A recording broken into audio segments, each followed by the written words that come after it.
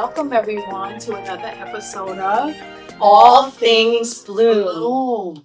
There are an estimated 27.6 million victims of human trafficking globally. Pennsylvania is eighth in the United States for reported trafficking cases.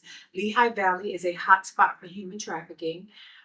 Let me give you a quick definition of human trafficking. According to the Victims Protection Act, human trafficking is the recruitment, transportation, transfer, harboring, or receipt of a person by means of the threat or use of force, fraud, coercion, or deception for the purpose of exploitation. And so this podcast is brought to you by Bloom Beyond the Walls, and our mission is to improve safety and well-being in Lehigh Valley through community education and prevention services, outreach and advocacy that leads to restoration. And we do want to warn you that some of the content we may discuss will be sensitive or graphic. And if someone or yourself is in human trafficking or sexual exploitation, please call the National Trafficking Hotline at 1-888-373-7888 or call our Bloom Resource Outreach Line at 484-268-8581. So I am super excited today. This has been a long time coming. This interview, Bloom is a faith-based organization. We have an amazing team. We have an amazing staff here, but we thrive because we have volunteers. And so I have the privilege today of interviewing one of our amazing volunteers. And in a second, I'm going to let her introduce herself, but she does so many things behind the scenes here at Bloom. She is a woman of faith.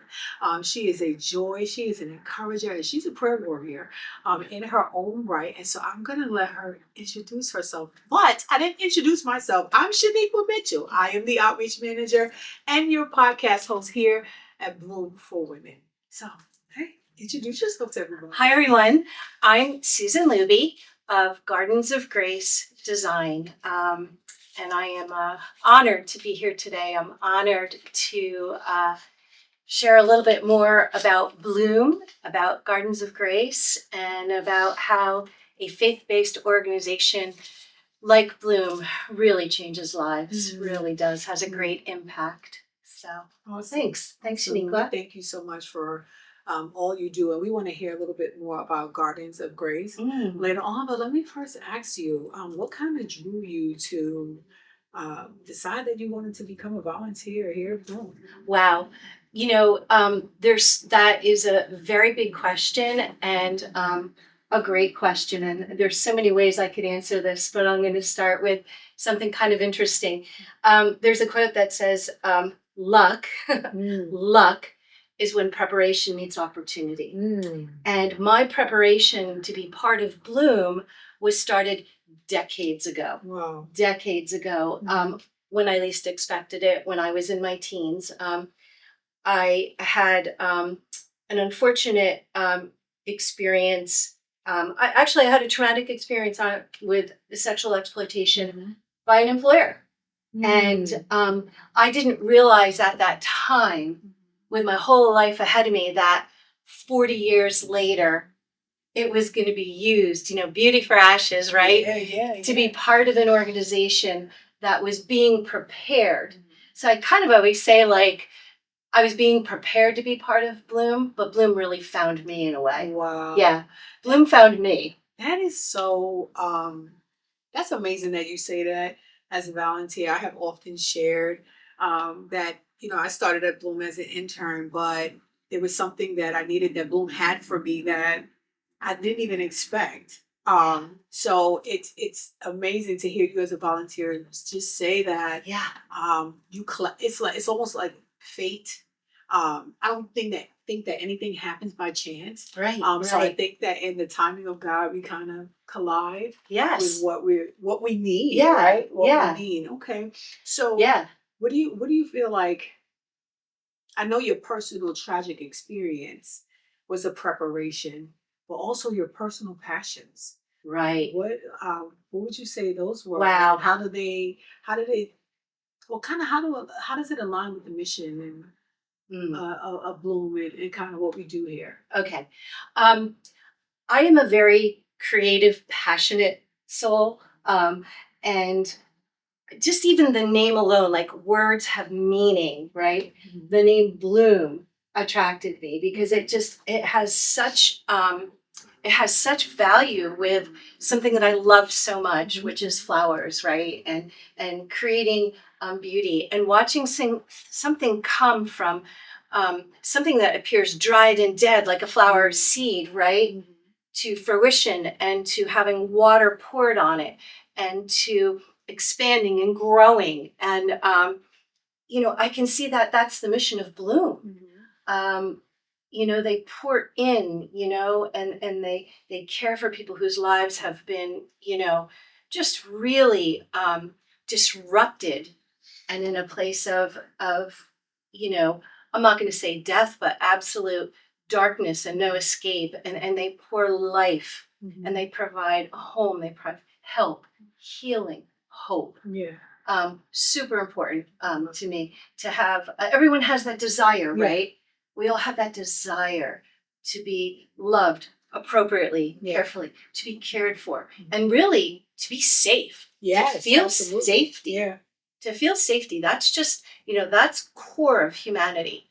The other thing that I really love and think about often is like, life began in a garden, right? It's Like the creation. And creation. The whole world. And I believe that, we're to carry through with the things of that which bring joy and healing. And if you think about that, just the beauty of a garden and the beauty that comes, that can come from that, right? I love that. It's so much in what you're saying, and of course, because we are a faith-based organization, we talk about Jesus openly here. And when I think the way you shared your thought just now just reminded me of the redemptive power of God to redeem a life. And here at Bloom, we don't force any religion on anyone. Everyone's free to choose their own religion and how they see God and how they approach God. But I'm just talking about the God of the Bible and what we know of Him to find someone in a place and to redeem them. Right. And there's so many even scriptures in the Bible that talks about like seed time and harvest and and things like that. And so when you share what you shared, it's literally kind of what happens. When someone comes to Bloom and their life is in a particular place, and as she shared, we don't only serve those who have been trafficked, but we serve those who have experienced sexual exploitation. And with sexual exploitation, probably has been domestic violence. There's been trauma. There's been childhood stuff. There are all of these things that can cause a life to seem, I'm going to say seem, right? I'm not, because whom the sun sets free is free indeed, right? That's correct. It can seem as though something was dead, but I'm just thinking about the culture here and the love. And she just happens to be really, really loving, really, really joyful, brings light into every room. And we know that flowers need light, right? Flowers need light. and to grow. So I just appreciate your thought on what that looks like and how you see it. What are some of the first things you did, like coming into Bloom and volunteering? Where'd you start, like your volunteer? Okay, my first experience with Bloom was at such a wonderful house event by a really dear friend who had a Friendsgiving. And I always, whenever there's an event, I'm like, okay, I'll bring food and flowers. Like I am always, when my garden's in bloom, I'm like showing up at your door with something in my hand. And so I was like, let me do some table pieces. Let me just bring some flowers with the food. And the event was, what I loved about it is, Bloom provides a home for people, right? A space for their head, a space for them to heal. And I love home small events because in that space, it's very intimate and it's lovely. And there's a meal and, there's so many things I could explain about the importance of a family meal and a meal together, a family, right? And Carol Anderson, our amazing CEO, and I believe Vicki came at that time and they spoke about Bloom. And it was one of those moments where I I almost was going to leap across the room, Sheniqua, Wow. to talk to Carol because I had been volunteering in another organization and supporting survivors, and that organization was slowly losing funding. And, my heart was breaking on the inside. And here Carol and Vicky came and they shared about Bloom. And I just said, oh my word, tell me more. How can I be involved? What can we do here? How can I pair with you? What can I do? Absolutely. Yeah. So Bloom wasn't your first volunteer experience? No, no. I had an opportunity to work with another faith-based organization, as well as walk beside a dear childhood friend who had been, trafficked and violated in our community, and really just keep that friendship going, no matter what, and watch how prayer just healed her, but really to support and see the struggles that she had. And then how some younger women, where I would just bring flowers in and just let them talk. So they were teenagers, let their mom be there and heal. A mom is broken when a child is broken, and just bring something so simple and so tangible as a flower. And I really believe, like, the logo that we had, like, especially at Blue, love heals, and art can heal too, and so I would do that, and it would just be very simple and very whatever I could do to show them something alive and beautiful and colorful, and share that with them. Because I found a lot of healing in gardening. I find a lot of healing outside. I don't find healing inside. I don't like being inside.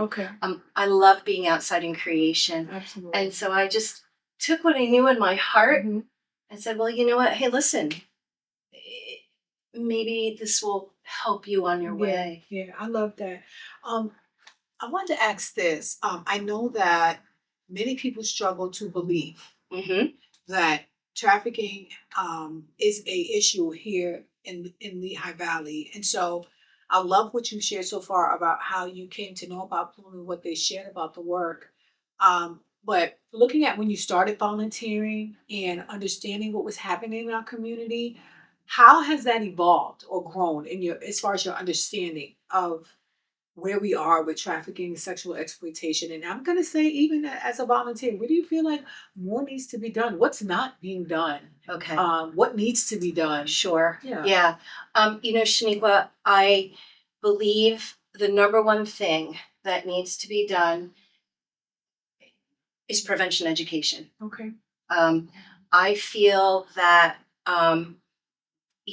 with firsthand experience of what I've seen, the response of people, because the people that I say, okay, we know there's this great organization, and they're like, that's here.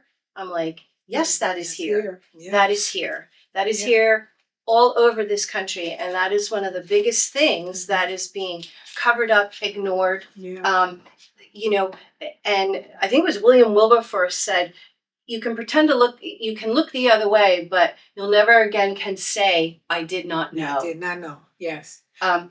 And what is that, from the 1700s? And okay, so we know that there's been a history of this.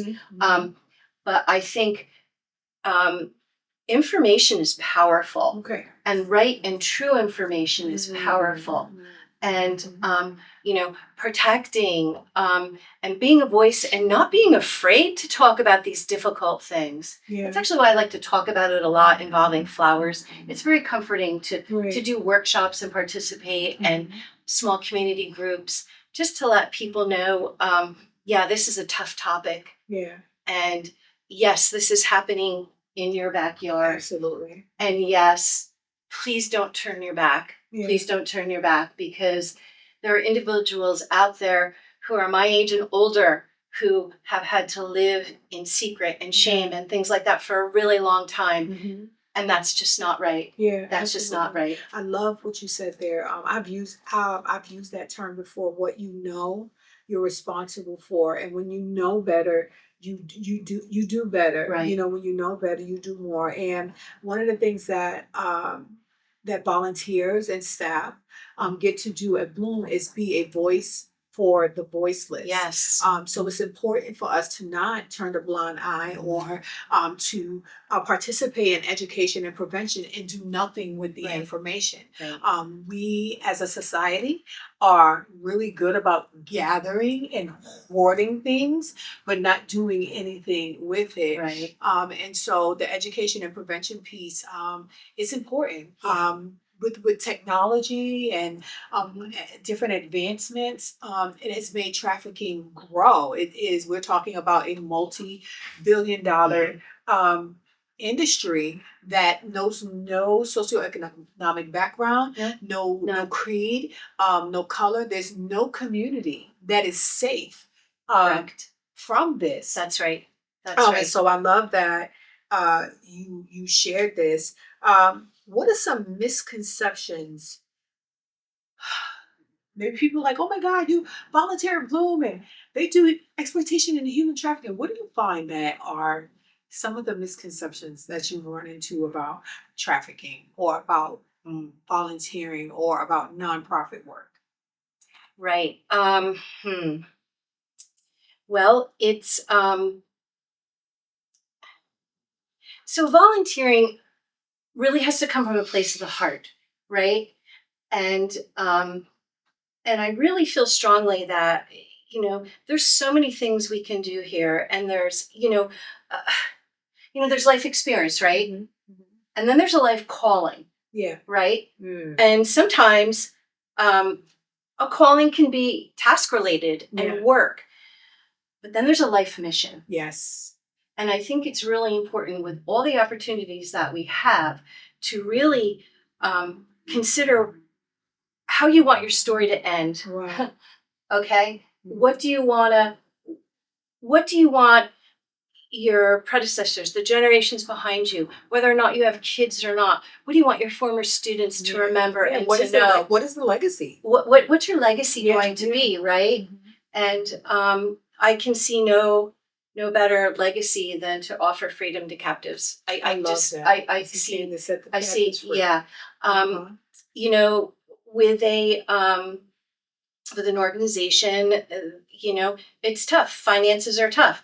The flip side of that is, you don't have because you don't ask. Like, just keep asking. Just keep graciously asking. Mhm. Ask yourself, hey, what can I do? What can I, do I need that Wawa shorty sub? Oh yeah, I want that sub. Yeah, right. Or should I just maybe save that $5 and put it over here for something else? Yeah. Can I bless someone else with it? Mhm. So we do need to be very mindful that we need everyone's help. Yeah. We need everyone's help, whether anyone believes it's not happening here or not. It is, and to really just not be afraid to participate in something that is really tough to accept and really messy, and something that is a really hard topic. Yeah. Don't be afraid to do hard things. Don't be afraid to be involved Yeah. in a hard thing. It's so funny. Sometimes we walk around the halls here when it's a heavy day or whatever. We say we can do hard things. We can do hard things. We can do hard things, and sometimes in this work it is a hard thing, right? Yeah. But it's so much bigger than us. Oh yeah. So much bigger than us, and I often share that we're in this little office here in Bethlehem, but that's not the mindset that I have with regard to outreach, prevention, and education. What we do in Bloom as a whole, whether outreach or residential, no matter what part you play, it's a global effect. Mm-hmm. Absolutely. It's a global effect, and so with that mindset, it makes you want to go hard because number one, we're not alone in it. But what we're doing is so much bigger than us. And sometimes we may never leave to see it, but it's a good place to sow seed. It's a good place to plant. It's correct. A good place to water. Absolutely. It's a good place to expect for God to give to give an increase. And if that increase looks like someone being able to lay their head down in safety. If that increase looks like someone has a say so over what they put on their body, over the meal that they get to eat, over just someone being able to have power. We use a term called shared power, Yeah. around here. And just something as simple as giving people back, choices. And so Right. this work is so much bigger than Yes. us. And I think Yes. that's what keeps everyone here driven and motivated. And even our volunteers, whether they're at My Sister's Closet, whether they're, whether they're working with you, I think that's what keeps the camaraderie and the Yeah. motivation Yeah. going, is that Yeah. we're participating in That's right. something that's really, That's right. really bigger than us. Yeah. And we are considered a small nonprofit, but we are doing big things. Right. We have, Right. one of the things we have we have evidence. I Yeah. always say God is an evidence-based Yep. God. So we have evidence of lives being restored, Yeah. of Exactly. women having their children, and women getting jobs and Beautiful. cars, and Yep. and all these different things. I know we have like a few minutes left, but I wanted to ask you, because you don't only do flowers, but you participate in other events, Yes. that Yes. raise funds and raise Yes. awareness. Yes. So do you want to share with Absolutely. us a little bit about Sure. that and what that looks like for you as a volunteer, the Yeah. importance of fundraising? Yeah. You know. Well, again, part of the preparation of 40 years ago, Mm-hmm. I worked in a large ad agency and had a very small portion in a pro bono fundraising thing. So for me, it was a natural thing to be involved in events. Okay. And I was so excited when Gina and Carol had presented the first Freedom Dinner. And, it was an event. And it's funny because all those events from back in the day, I would go and be, setting up, and I'd be zeroing in on those flowers at the table. I'm like, I want to do something where they're combined. And I was so excited to have the privilege and the opportunity to be part of that event, to bring my flowers in, and to share that, right? Yeah. That's one event. I'm a fairly high energy person. So when we started doing the walk, the fundraiser walk, the Highmark walk, being part of that. Again, I had my whole family up. All right, everybody, 6:00, we're in the car, we're walking, love that event. The golf outings, and, really wonderful. Just being there, and the energy, and seeing, all people come together, and, having fun with the silent auctions, and seeing the guests have fun and the participants have fun. Yes. That I really like that. Okay. So our freedom banquets, and then the smaller events. Yeah. Just the smaller events are so sweet and fun in homes. Mm-hmm. Workshops. I'm gonna plug my Please workshop. plug your workshop. I'm about to ask you to plug. Workshop. Yes, Evergreen Elegance. I think we're going into our 5th year. Wonderful. And this year we partnered. We've always partnered with Bloom Creative Studio and Laura and our participants there. This year they had the most fabulous Christmas market. It was nice. Stuff was really flying off the tables. Beautiful. Yeah. And it was so great. But the thing for me, the best thing about that event was when I looked over and I saw that corner full, and I saw our amazing Bloomies just offering their products, telling them how they made it, wrapping it up as a gift to others. Yeah. I was like, that's my Christmas. Yeah. That was amazing. So I really enjoy the events. Yeah. We love that too. And I love what she said in reference to our participants, that they get to be creative. Yeah. And they get to learn entrepreneurship. Yes. They get to be a part of putting a smile on, someone else's face. And, those workshops are rewarding through our art studio, because we really believe in art healing. Yes. Through the workshops that Susan provides, gifts and talents and abilities come forward that, we never dreamed. Or some of the participants never dreamed were actually inside of them. So I want to ask you 2, maybe 3 more questions as we close. What is your hope for Bloom for the future? Wow. Big question. Okay, here we go. Okay. My hope for Bloom is that we are able to provide more safe spaces, more employment, more healing opportunities for the women in this area, because I feel like we've just touched the tip of the iceberg. Like we're seeing like this part of the iceberg, but underneath is so much more. But it's going to be, I really believe in God's time. Yeah. I really believe that, we've had some really great prayer times, some amazing prayer partners. We've also had so many volunteers who have come beside with things like, it's just, I just want to see the movement grow. Okay. Because Maya Angelou said, the purpose of freedom is to set others free, right? Mm. So, like find that purpose, that others would join that purpose. Yeah. Every aspect of the community of what we provide for our participants would be contributed to by the greater community around us. I love that. Yeah. And I'd love to see us in every school. I'd love to that. see a program. Okay. Brace. Yeah. Brace. We want to brace. Brace. Be ready, alert, courageous, Yeah. and educated. We want to talk to your children. Yeah. I forgot to share that. And this woman of God is so humble. She does so much. But she's also our intercessory prayer person. We actually pray for the participants, for the staff, for the community, our community partners. We pray for law enforcement, FBI, Homeland Security. Once a month, we gather in the office and we pray. Yeah. And we're seeing answers to prayer. So she has done has done amazing things. He just used a big mouth. Yeah. Like he has done amazing things through her in organizing the prayer. And we get to pray with passion and fervence. Yeah. So that's super exciting. So I guess my last question for you is, what is the legacy that you want to leave for other volunteers that are coming behind in Bloom? Wow. What is your legacy? Susan Lubbe, the flower lady, Guardians of Grace.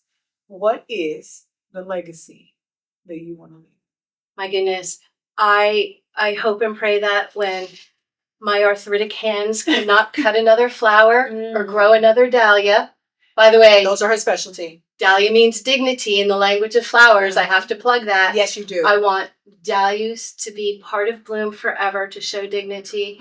I want there to be other men and women coming forward, growing, providing, working. I want other folks to just really, consider a faith-based program. Yeah. Consider it. Please consider it. Please consider it, and please keep praying, and please keep growing flowers, and please, Paul said, like in Galatians, like share each other's burdens. Yeah. Like share each other's burdens, right? This is the law, Christ, and I call myself a Christ follower, so we share other person. But then he goes on to say this: if you think you're too important to help, you're only fooling yourself. So don't fool yourself. Don't turn your back on people in need. Find the time, find the heart, and continue this mission. Continue this mission. Please continue it. Well, thank you so much. I hear her saying that she wants Bloom to keep on blooming. Absolutely. That's what I'm hearing. And we absolutely, that is a legacy that you have left. And not only the legacy of your flowers, but your imprint of love. You are the very definition of the heart of God for all people. And I watch you serve in humility. We cry around here. I cry every time. It's not me this time, it's Susan. But you serve with such humility, with such grace, and those beautiful dahlias. They leave such an imprint. You are Dalia. You restore dignity. And I think the most amazing thing about what we get to do here at Bloom and what we get to do in partnership with you and our other volunteers is to restore dignity. And so I get excited when I see you. I feel joy when I see you. I know that you have such a heart for God, but even this humility that says, I don't know everything, but I'm available. And as a volunteer, you may not know everything. Please let me say, We're probably even going over our time, but just even let me say this to you. If you are thinking about volunteering and you're saying, well, the idea of human trafficking and sexual exploitation, it scares me. I don't know. Sometimes it's not necessarily the knowledge that you need, but a heart that says, I'm available. I'm here. I'm available. I'm here for you. Yeah. And I care about you. I care about you, and I'm willing to learn. Our volunteers give hugs. They do a variety of things.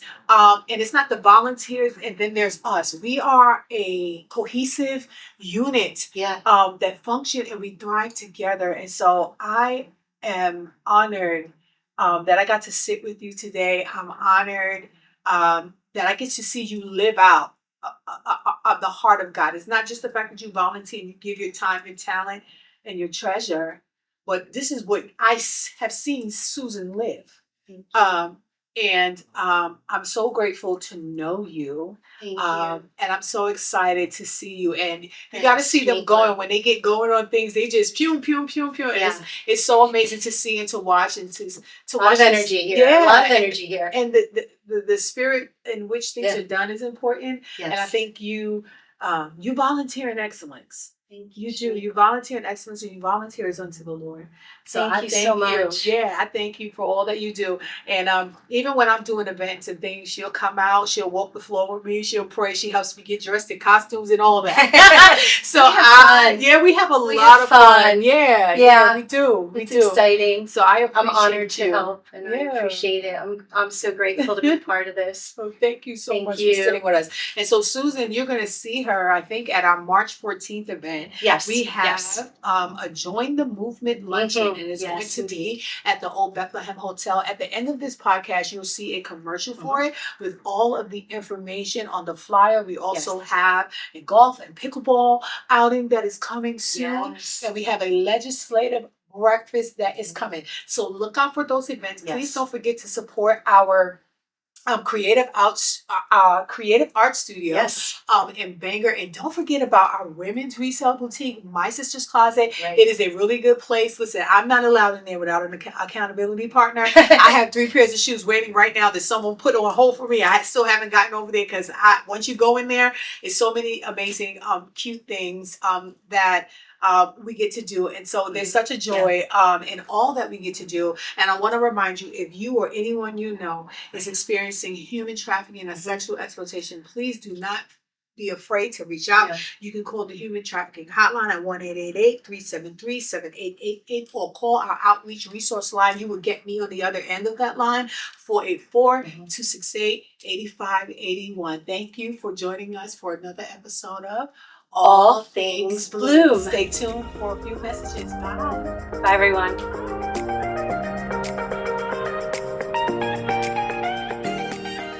Join us for the Join the Movement luncheon, where you'll hear from expert panelists dedicated to disrupting human trafficking in the Lehigh Valley.